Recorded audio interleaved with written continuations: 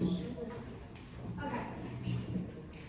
So, okay, how's everybody doing? Sorry. Good. Okay, so today we're going to be learning about relationship dynamics seen in Fences. So last time we worked on adaptation, so we looked at the film version and the play version. So today we're going to dive a little bit closer, and we're going to focus on the relationships that we see surrounding the character Troy, which was the main character. So can somebody just please read this to me? Go ahead, Julia. Make connections to other texts, ideas, cultural perspectives, eras, and personal experiences. Exactly. So our goal today is to not only look at the play itself, but to also figure out these scenarios and relate it to our own personal relationships or the ones that surround us. So I think it'll be a fun way to discuss and relate back to something, even if you necessarily didn't really at first. So I just have a quick question before I begin, a couple you can answer. As I just said, there are many different relationships that we have in our lives and that we're exposed to. So if anybody wants to share, what is a relationship in your life that you value, and how has that person shaped you or even changed you, because the people around us have a big influence on us. So you don't have to do names, you can be like, my friend, my mom, my grandma. Go ahead, Serena. I'm gonna go with my little brother. This isn't actually how he changed me as a human being, but he's the reason I learned how to drive, because I realized I had to be the one to teach him how to drive. So I guess he changed me in that now I have a license. That's funny because you said younger? Yes, he turned 16 yesterday. Oh, happy birthday. I'm belated. Anybody else? I think my friends definitely changed me because I go to them a lot for advice and they help me make decisions and stuff. Sam? I would say Amanda. She constantly inspires me and encourages me and always goes to Wasn't expecting this. Oh my gosh, she's Does anybody else? Amanda, you want to return it? I was actually thinking Sam too, because she, I've been with her for 3 years, so it's completely changed me as a person, for the better.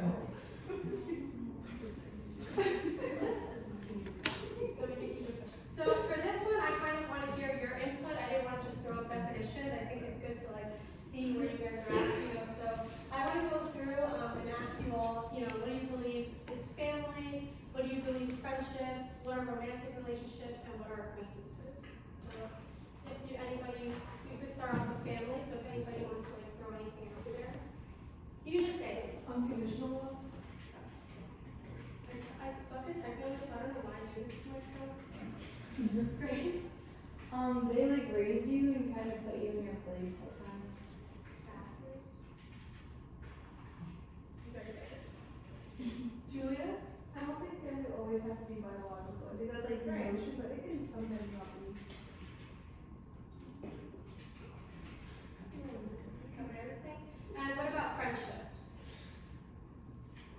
This one's pretty straightforward. I think it's a lot built off mutual support for each other. Develop and change over time. Exactly. This might sort of contradict what Julia said in the first one, but it's sort of like the family that you choose. Oh, yeah. That's good. Exactly. Alright, any romantic? This one's pretty straightforward, I guess. You're just. Is it intimate? Yeah, more intimate. Type. And acquaintances? It's just someone you know is not saying, say hi to them. Someone you see you. Someone you see. Perfect. So we've got the basics. You guys pretty much have it covered. I expected this.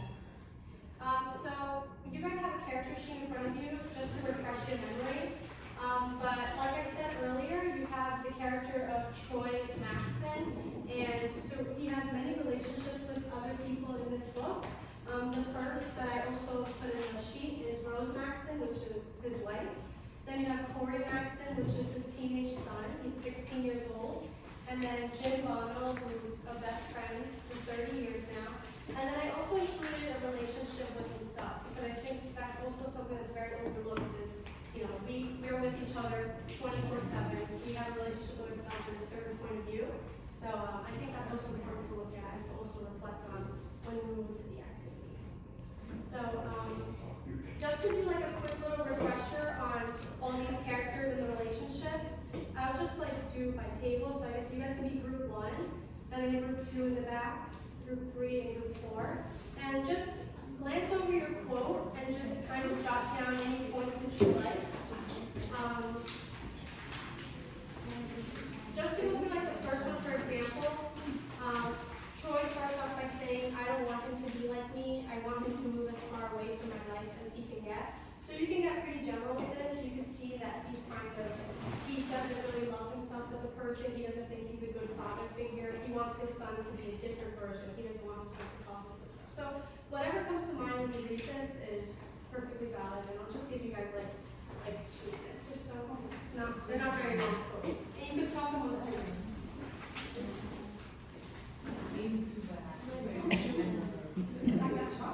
This is one of my stuff. Yeah, but what do we, like, Yeah, just like a perfect It's like saying that Bravo is watch a show, Richie said knows his way on his way of how to do what do you do? yeah, because it also says in this, June, it says, Troy's encouraged for his loyalty to their friendship. So I don't understand why it's I would argue that is even more different. Yeah, I agree with her.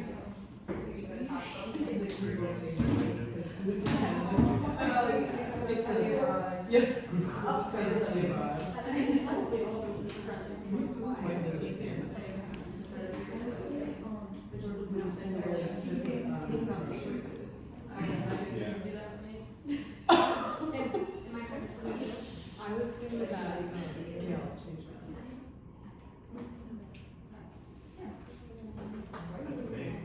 That's strong.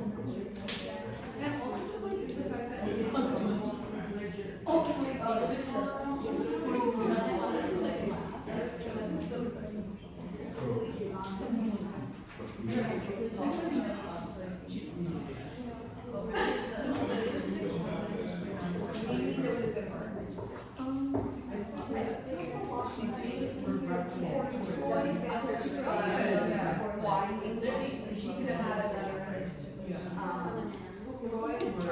But also,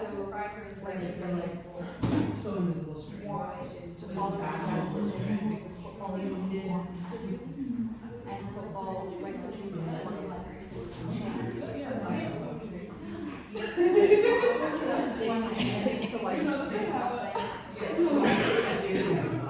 and his dad said no. And it sounds like his dad said no.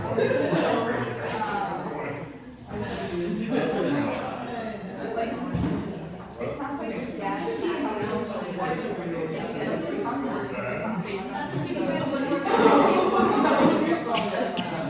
My boss is holding my job. And then he kind of lashes out. He's kind of like, just because you messed up your life doesn't mean I'm going to do the same thing. You're just worried about like who that responsibilities you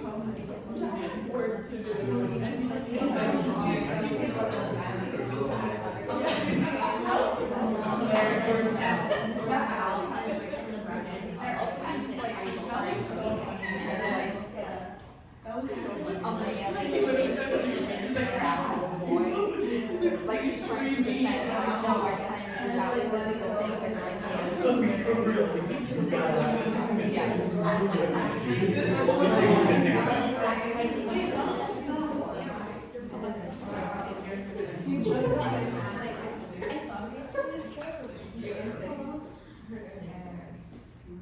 Okay, is everybody just about done? First. So if I could just have group 1 go first. So what you guys are all going to do while you're listening to group 1 is just take notes on what they're saying so that way you can fill out the whole worksheet. So group 1, if you go ahead. Just like share what we wrote down. Yeah, whatever points you thought were important.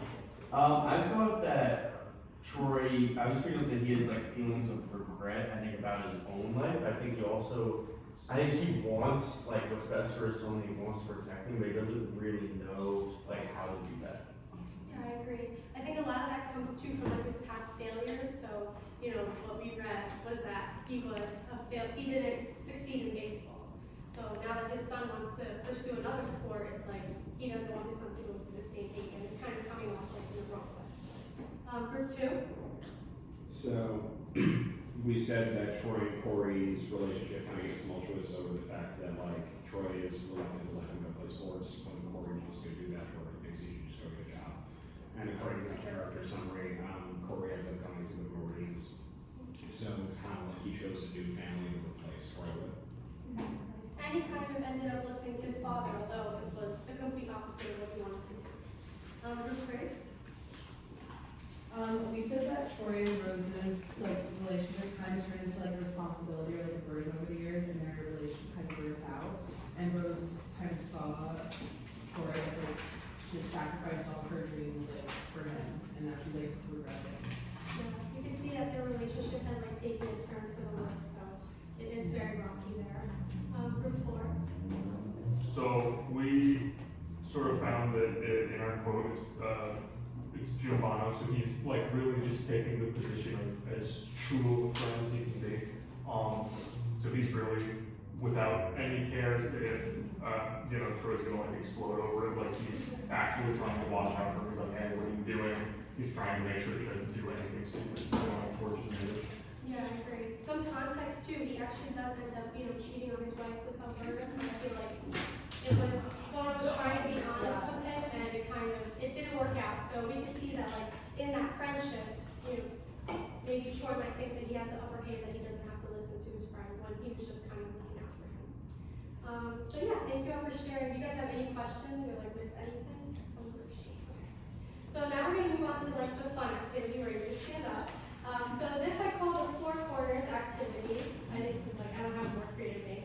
But we have 4 corners, clearly. We have agree, strongly agree, disagree, and strongly disagree. So I'm gonna be reading out multiple like tough kind of scenarios that we see throughout the course of the book, and that you may see in your own personal life, that you may see your friend going through, or whatever the case is. So after the scenario is read, you're gonna get up and just walk towards your answer. You're going to talk with your group briefly about why you chose this, and then you're going to have one person from each group just speak out really quickly. And it's not like an argument, it's not a back and forth, you know, everybody has their own opinion. There goes my phone. And yeah, we're just going to like repeat. We're going to keep up for scenarios. It's the recording. So, I guess that's fine. The first scenario that I have, you guys can stand up, is going to be mixed. Alright, so the first one, it is important to keep your partner or friends at an arm's length because you never know what they're capable of. Wow! Yeah, like keep them at a distance. You never want to get 100% too close. That's so sad. You've been doing too, and you like. I don't know how strong that is. Are you so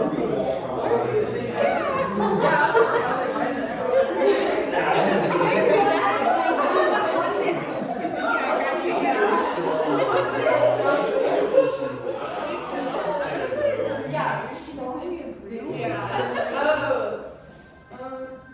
That's pretty good.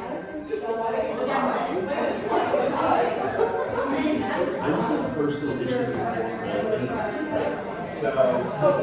You figure out the speaker, one speaker. Oh, you figure out one. I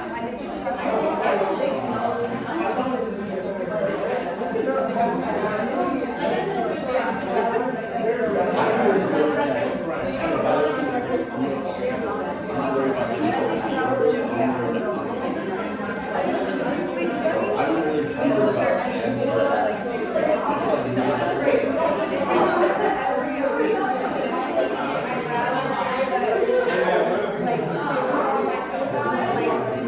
Getting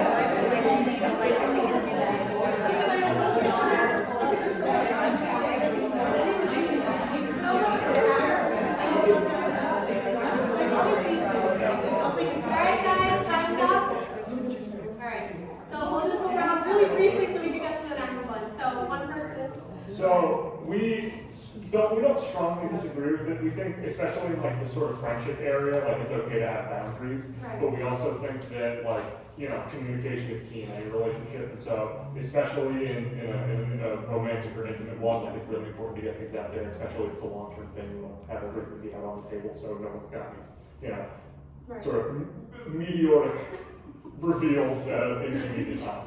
Right. Okay, we have strongly disagree. So we were saying that it's important to have people that you can like tell about yourself to and trust like that. And you might have an array of acquaintances that you don't necessarily even trust as much and are considered friends. And it's not good to go into your life keeping yourself at a distance from everyone because you're gonna end up lonely. Right. Strongly agree. I think we all kind of had a little bit different reasonings, so I don't want to speak for everyone, but I personally have like issues just like being vulnerable with another person. And I feel like whenever I let people get very close, I end up like doing something really bad, and like I don't like when that happens, bro. So sometimes it's like if I don't let them close, I don't let them see my vulnerable side. Like I can't hurt them. Okay. Fair. And then we have agree. So we were kind of along the same vein as you can think you really know someone and you can really trust them, and then something happens and it's very shocking, and it happens time and time again, at least personally. So, but I didn't want to go strongly agree because now there is someone in my life who I think finally I can fully trust and have been able to open to, but I don't know for sure because I've been there before and something happened. So it's like I can't know fully for sure, which is why I was like in this in-between state. But that's speaking for me. I don't want to speak for my other friends in this group. So. All right, thank you guys. Okay, so let's move on to the next one. All right, this has more to do with family, I guess. So, it is acceptable for parents or guardians to discipline their child physically.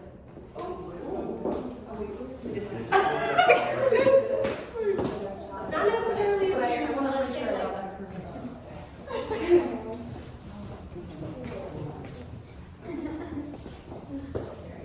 My dad did my first concussion. You guys could talk amongst yourselves. Wait, say the question one more time. Yeah, sorry. So, It is acceptable for parents or guardians to discipline their child physically. I think a lot of people are suspect. I think a lot of people are suspect that did happen. And I feel like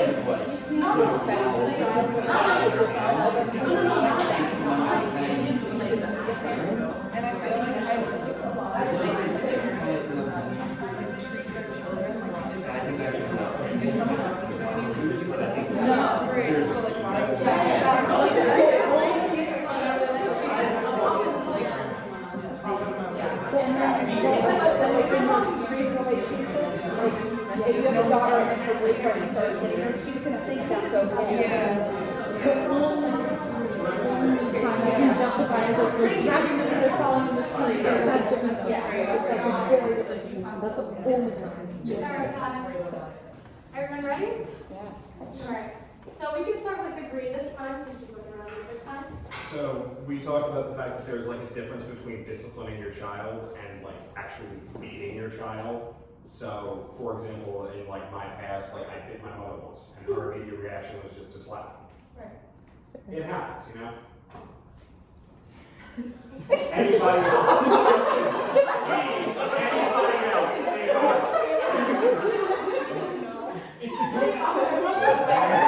Yes, all three of you.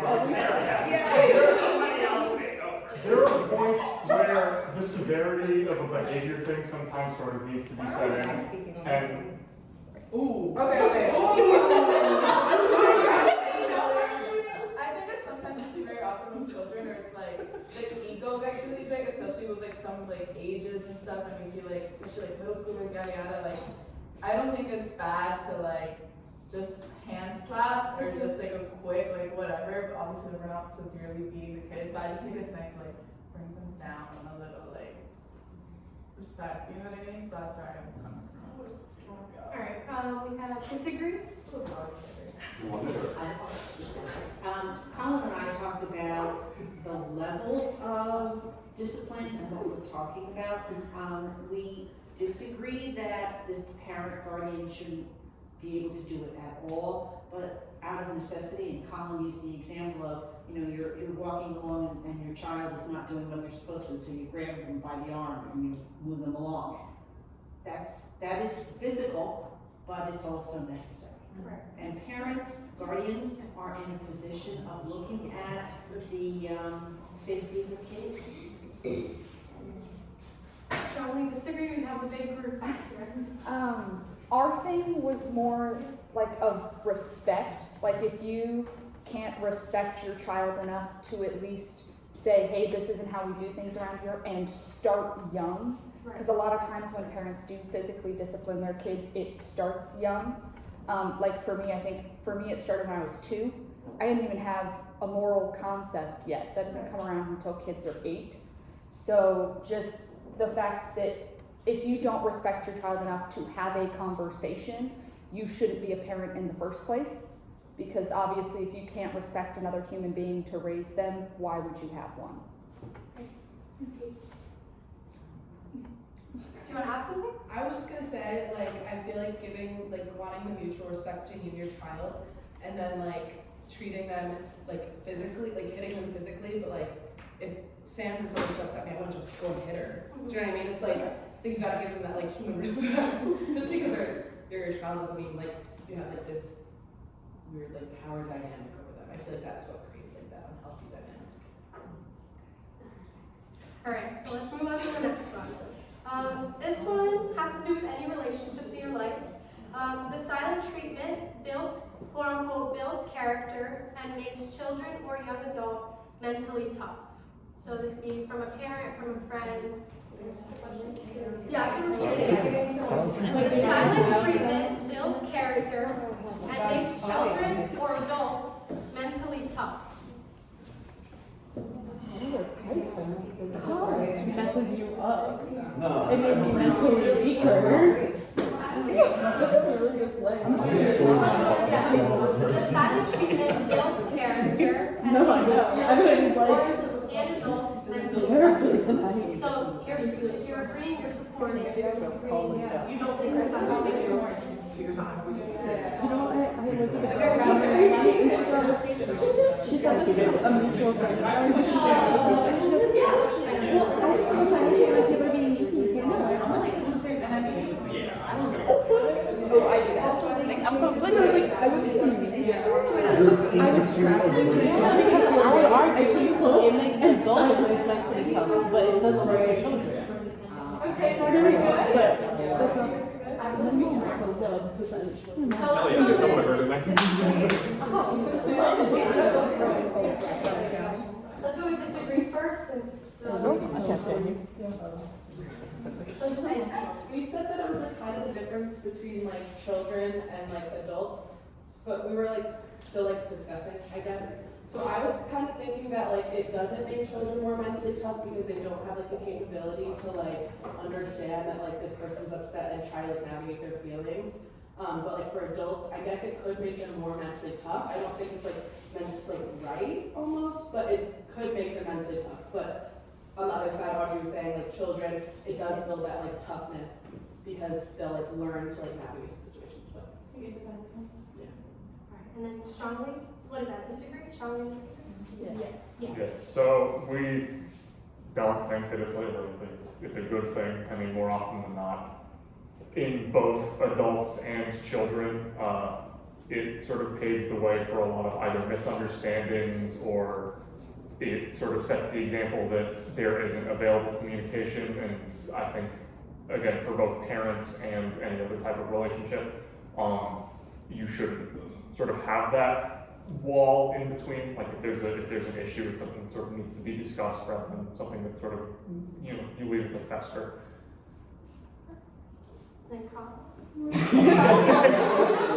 I think, so the way I interpreted this question was, I was thinking like the silent treatment is like, yeah, you're not talking to a person, but you're also giving a person like space. And I think sometimes giving a person the space that they need is healthy for both of you. And I think sometimes like when you have that separation and you're not communicating, you can a lot of times like process how you really feel about a situation and can come back and like handle it in a different way and see it in a different way than you would. You can almost like reveal your true feelings about it to yourself if you give yourself that time and space from the situation. James, you have anything to add? Are you still in the middle? Or? Oh yeah, I still won't like camera. Oh, okay. Yeah, whereas clear, so we both. Oh, you guys are both in the middle? Yeah. Do you have anything to add? Yeah, we both we're torn. Yeah, because we would argue the point that the silent treatment works more effectively on adults, but it doesn't really work on children. Just because like the concept of like ignoring might hurt children, while adults can understand that being ignored is like something that can actually like either be like good or bad. Yeah, like the silent treatment for adults can lead towards like self-reflection, while the silent treatment. The silent treatment towards children is like an extra level of anxiety. That's a really good point. Alright, that's okay. Okay, I guess we'll go with this one since it relates a little bit more to the play. Tough love is still love.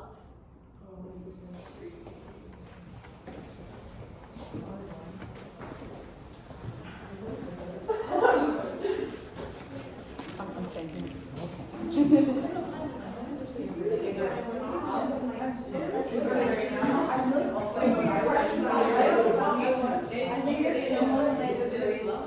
If you're questioning, I think that you're maybe like you're talking about like that.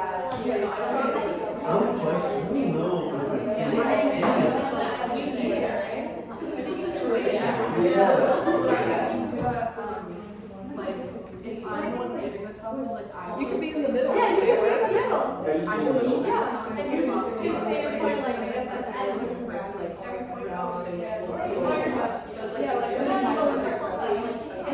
tough love is still love.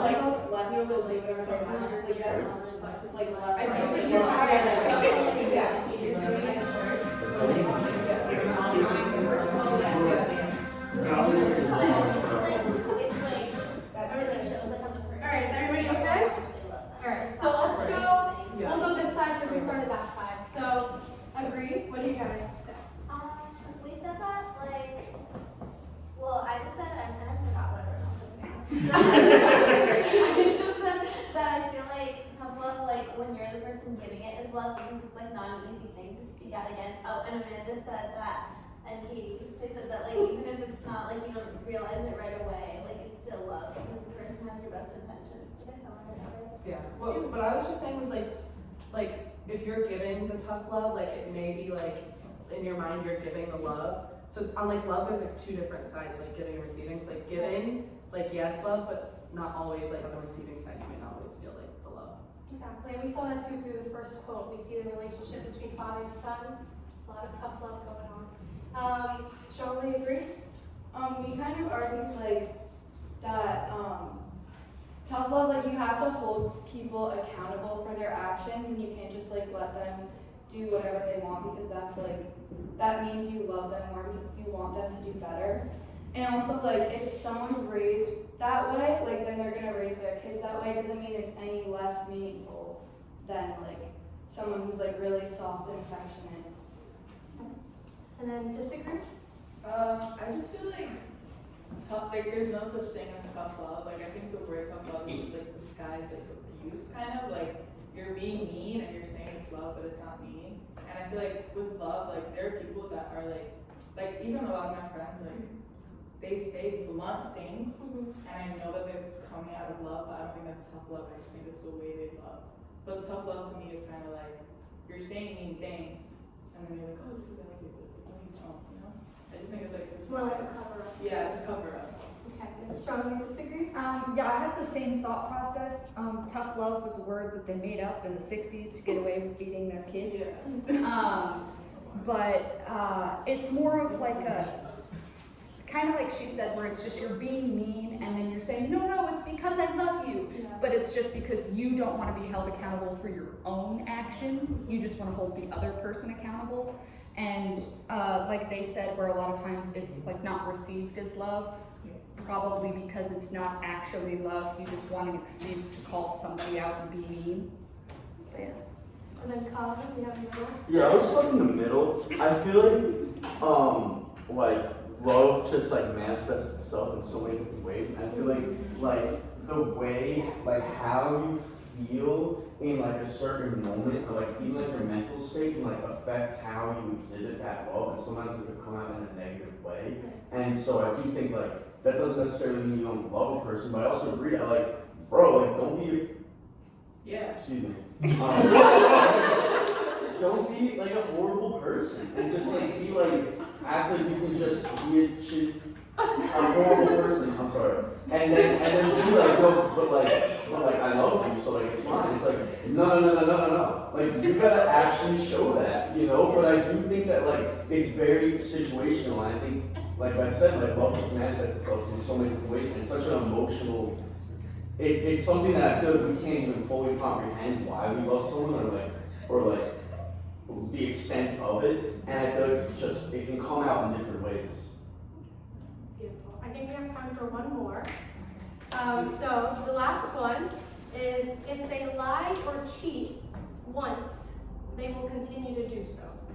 So lying, maybe more terms with your family, your friends, cheating on someone. So if they lie or cheat once, they will continue to do so.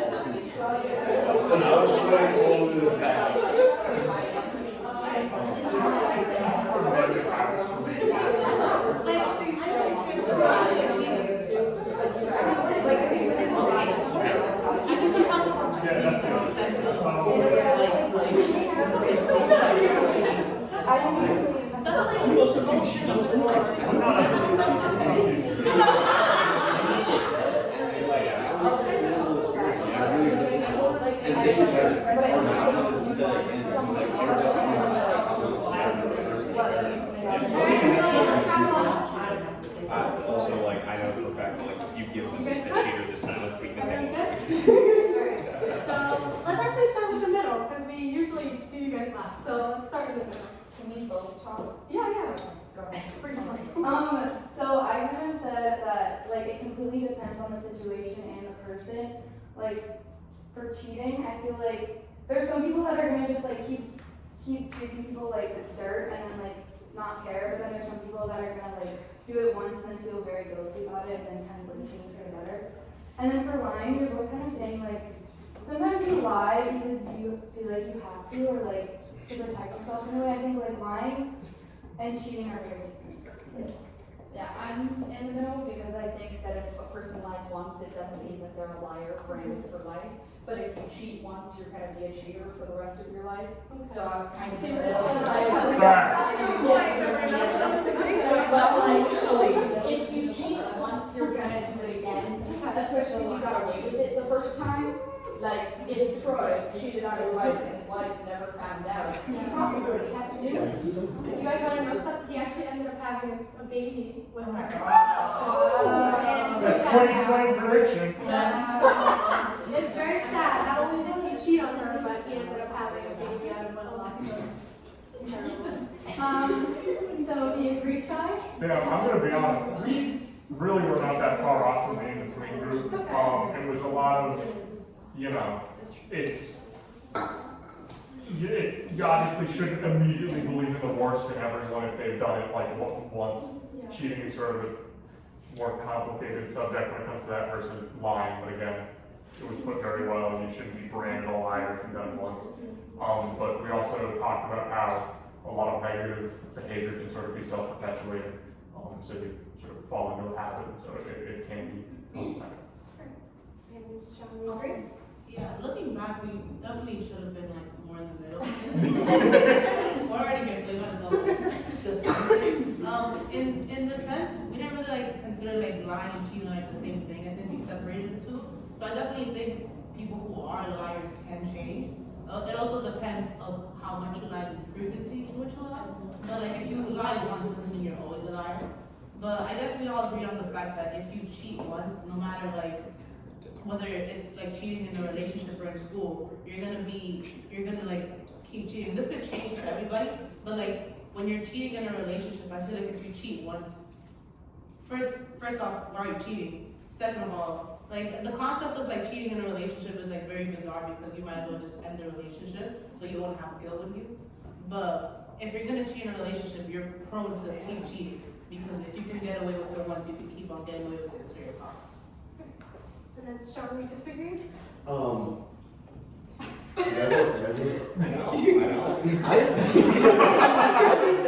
I think that, like, I know people who have cheated on someone when they were like in like high school or something, and it is like seriously broken them, and they've been like traumatized from that guilt of that, you know, and like they're like, bro, I am never going to do that again. And I think sometimes you have to mess up a little bit to learn something about yourself and to like grow as a person. So I think sometimes like you do cheat, but I don't think it's fair to be like, oh, you cheated once, you're gonna be a cheater for the rest of your life. Like that'd be like, bro, when you're 7 and you kick your friend in the face, like you're not gonna be a violent assaulter for the rest of your life. Like you made a mistake and you did something wrong, but like you reflect on that and you grow as a person and you move on. Like I don't think it's fair to just brand people based off a mistake they made. Alright, well everybody can return to their seats. Thank you all so much.